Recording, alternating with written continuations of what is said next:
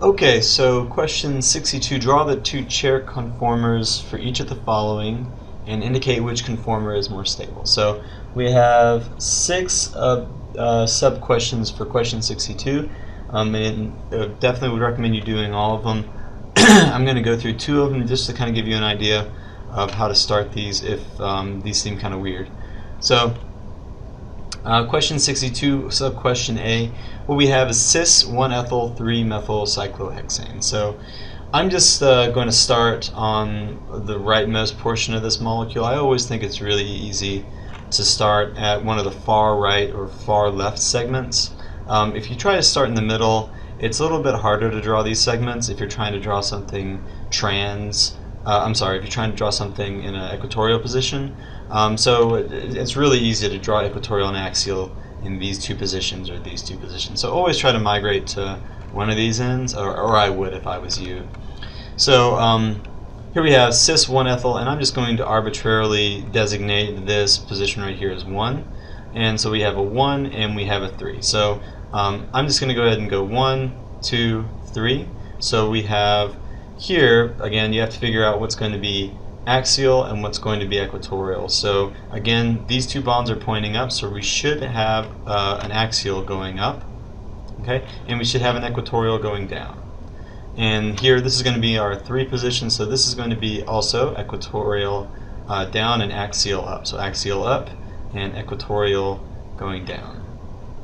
Okay, so again, this is a cis molecule, so that's all they're really giving you, so you just have to, you can choose one and just go with it. So I'm just going to start off with the axial position, and I'm going to put my ethyl substituent on that position. So I'm going to, you can either draw out, 2 carbons like this, or you can just say ethyl, and that's totally fine.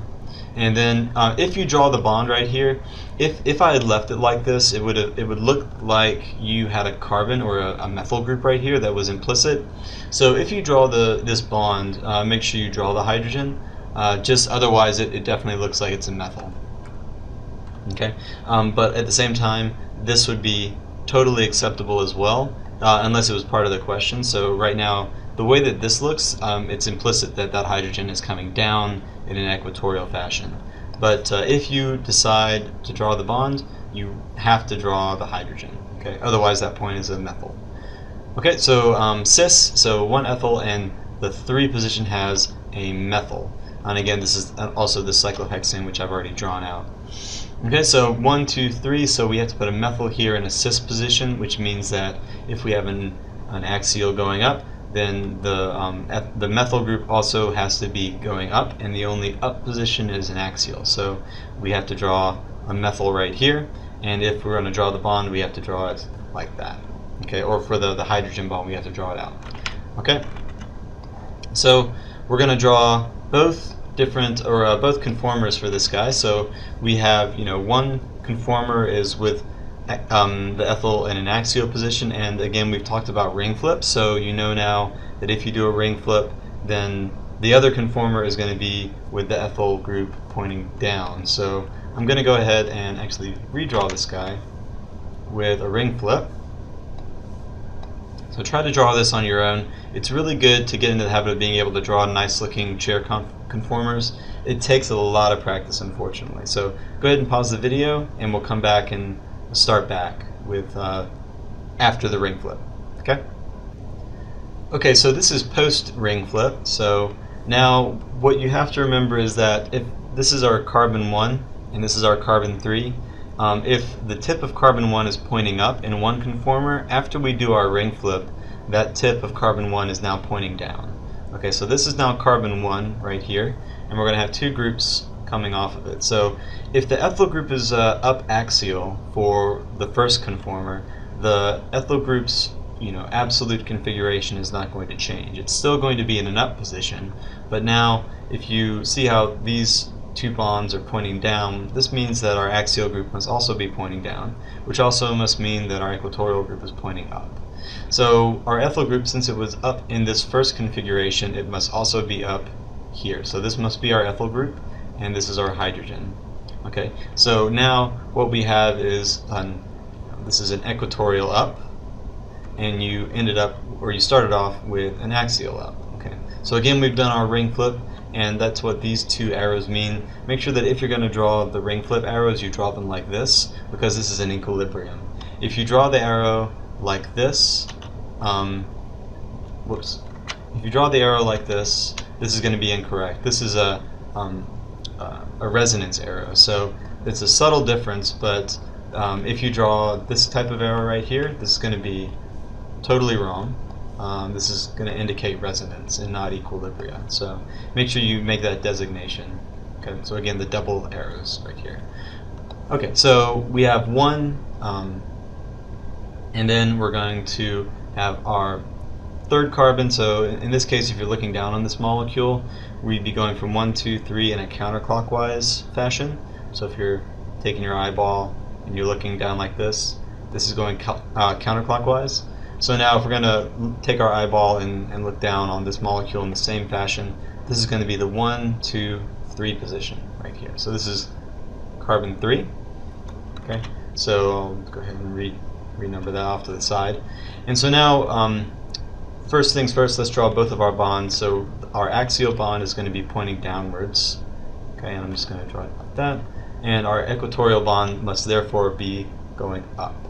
Okay, so now the methyl group is pointing up in the first conformer, and so it must be pointing up in the conformer after it's done the ring flip. Okay, so the methyl group is going to be equatorial where it used to be axial, and the hydrogen here used to be equatorial, but now it's axial. And notice here it's pointing down, and here it's pointing down as well. Okay, so the absolute conformation hasn't changed. It's still pointing down. It's just now, it used to be equatorial, now it's axial. Okay, and so now we've drawn both of the chair conformers now, and going back to the question said, which conformer is more stable? And like we've talked about in class, if you have to choose between an equatorial and an axial position, the equatorial position is always going to be the most stable. So this is going to be the most stable, and the axial positions are going to be the least stable. Okay, so that's the solution for that. So this is the correct answer for the most stable conformer. Okay, so sub-question B, trans 1-ethyl 2-isopropyl, cyclohexane. So first bits first, cyclohexane, that's taken care of. So now we're going to have our 1-ethyl and 2-isopropyl. So I'll go ahead and do just like before, 1 and 2. So this is going to be easier to draw 1 and then 2. If we go to the right, it's a lot harder to draw these middle bits. Okay, so the 1-ethyl, we'll make a trans molecule, and again, it's totally arbitrary. Let's say this is up and this is down, and this is going to be down and this is going to be up. Okay, so let's put our ethyl group pointing up. Completely arbitrary. You could put it down if you wanted to. So if this is an up ethyl, then the hydrogen has to be pointing down. And the 2-isopropyl, so that's going to be in a trans position. So if this ethyl group is pointing up, then we have to have an isopropyl pointing down. So the only opportunity here is if it's in the axial position. So I can either draw it out like this, or I can write out superscript IPR for isopropyl. Either way is totally fine. It doesn't really matter to me. Okay. And then that other bond is going to a hydrogen. Okay, so now again we'll do our ring flip, and again pause the video, see if you can do this on your own, and then unpause the video and we'll start back. Okay, so this is after the ring flip. So again, if we're looking down on the molecule, if we're looking down like this, little eyeball, if we're looking down, we're going in kind of a clockwise direction from number 1 to number 2. So carbon 1 is still going to be pointing down. It used to be pointing up, so now it's going to be pointing down. So this is going to be carbon 1 over here. Carbon 2 is going to be right here because we're going in a clockwise fashion. Okay, so now if ethyl was pointing up, it must remain pointing up, and then hydrogen must be pointing down. So this is going to be our ethyl, and this is going to be our hydrogen. Okay, and again this is trans, so if what we have here is we're going to have one bond going up in an axial fashion and one bond going down in an equatorial fashion. So If you look at carbon 2 up here, the hydrogen's pointing up, so the hydrogen must remain pointing up, and the isopropyl group is pointing down, and so it must remain pointing down. So this is our isopropyl group right here. Okay, and again, this guy looks almost like it's axial, but you see how it's kind of at an angle. So this isopropyl group is at an angle, so it's still kind of equatorial. Okay, so now we have ethyl going up, and it's going to be equatorial, so equatorial up, and the isopropyl is going to be equatorial down. Okay, whereas before the ethyl was axial up, and the ethyl group was axial down. Okay, so it was trans here, and it remains trans here, which is good. And now all we have to do is figure out which conformer is the most stable one. And again, same rules apply. The equatorial position is going to be the more stable position, so this is going to be the more stable conformer. Okay, and this guy over here is going to be the least stable conformer. Okay, and that's it for that.